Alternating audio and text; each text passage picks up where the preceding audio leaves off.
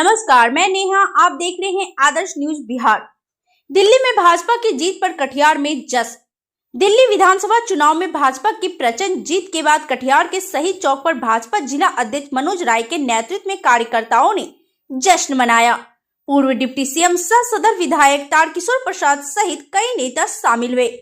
भाजपा नेताओं ने मिठाई बांटी, पटाखे जलाए और ढोल बजाकर खुशी जाहिर की। मनोज राय ने इसे दिल्ली की जनता की जीत बताया और कहा कि 27 साल बाद भाजपा सत्ता में लौटी है, जिसमें राजनीतिक प्रदूषण खत्म हुआ।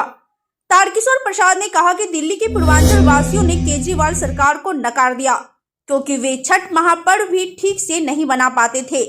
संवाददाता शंभू कुमार महतो। सबसे पहले देखने के लिए हमारे चैनल को लाइक और शेयर, फेसबुक पेज पर देख रहे हैं तो फॉलो, लाइक और शेयर करना ना भूले और कर लिए हैं तो धन्यवाद।